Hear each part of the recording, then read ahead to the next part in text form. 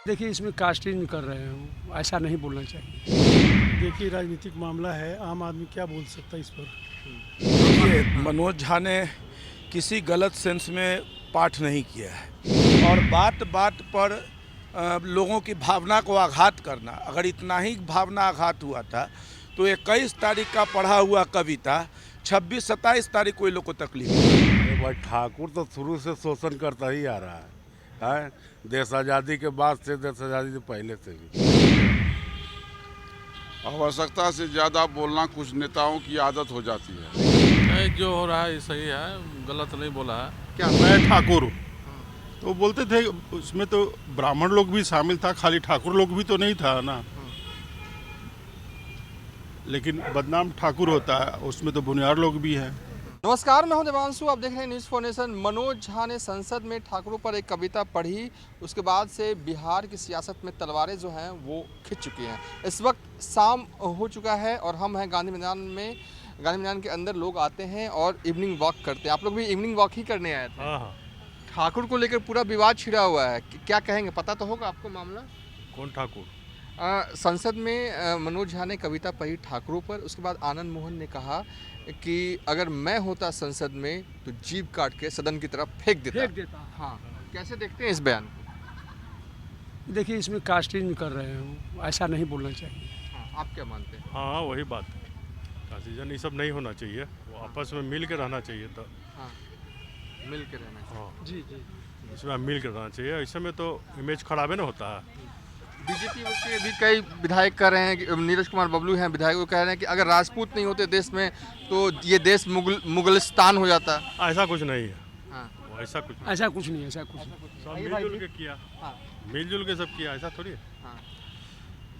वो क्या नाम है, वो बोला है मनोज झा ना, राजद का। मनोज झा कविता पढ़े थे। कविता पढ़े, उसे पहले ही क्लियर कर दें कि देखिए अपने कास्ट पर आप मत लीजिएगा। हाँ। अपने कास्ट पर, व्यक्तिगत अपने कास्ट पर आप मत लीजिएगा। लेकिन ये कास्ट पर ले लिए हैं। आनंद मोहन अपना स्टेटमेंट दे रहे हैं। तो नेता लोग के जन्मे करते हैं कि जरा सा बात को एकदम तिल को तार कर देंगे, फिर बाद में आपस में मिलवे नहीं अब सब करेंगे, ऐसा मिलेगा। थोड़ी है। अच्छा, एक आखिरी सवाल है। कुछ लोग कह रहे हैं ना कि जानबूझ के बिहार में चुनाव से पहले अगड़ा पिछड़ा करने की कोशिश की जा रही है। आपको कुछ लग रहा है?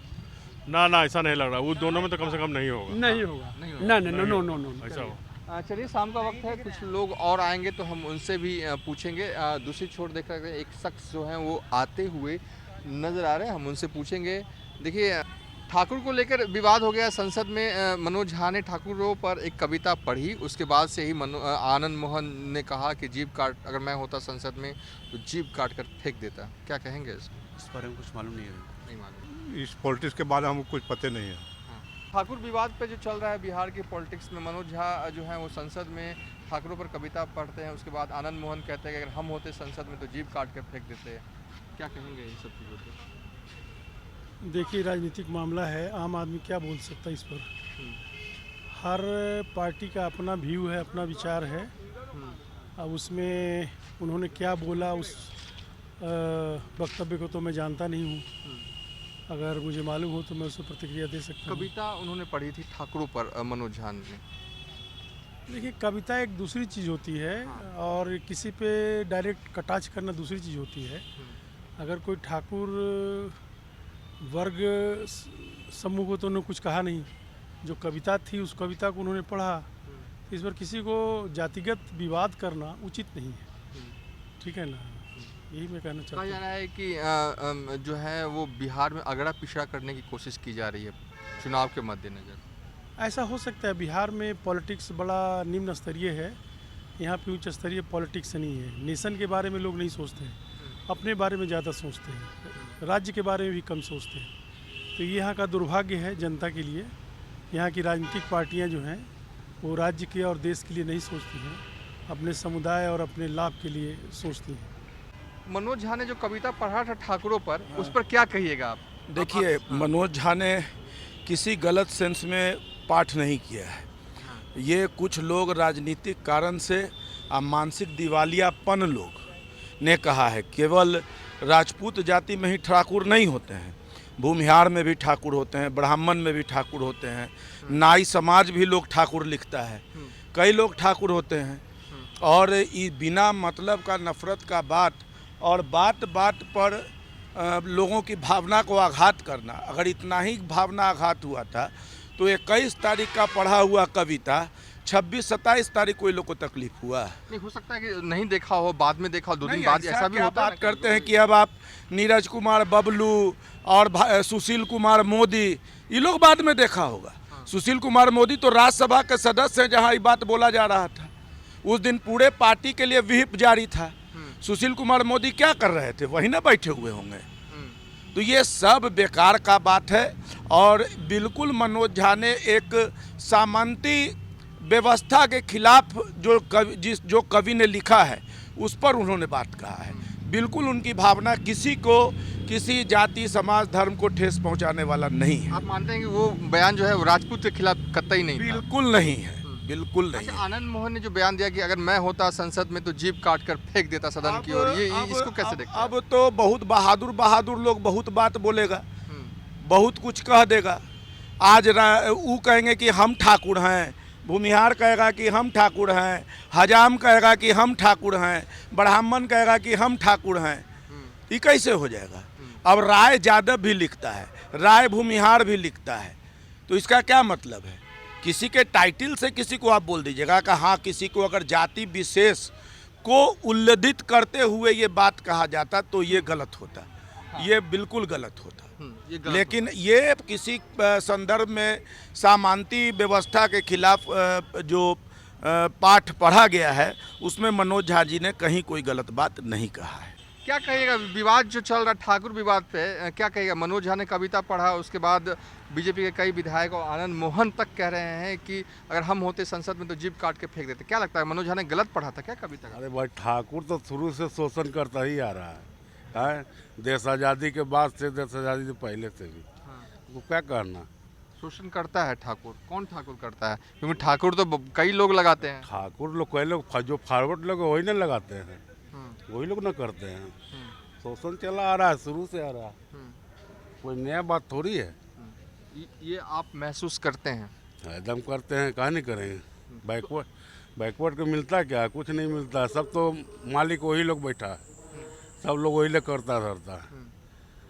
आनंद मोहन ने कहा कि अगर हम होते, एक कविता पढ़ रहे थे जब मनोज झा, हम होते तो जीभ काट कर फेंक देते हैं। वो ऊंचे जाति का तो कहवे करेंगे। चलिए, हम गांधी मैदान में हैं और लगातार लोग जो हैं वो इवनिंग वॉक करते हुए नजर आ रहे हैं। क्या कहेंगे ठाकुर वाले विवाद पे? मनोज झा ने कविता पढ़ी राज्यसभा में, उसके बाद आनंद मोहन कहते हैं कि मैं होता तो जीभ काट कर फेंक देता। उसके बाद भी कई बयानबाजियां जो हैं हो रही हैं बिहार में। देखिए, आवश्यकता से ज़्यादा बोलना कुछ नेताओं की आदत हो जाती है।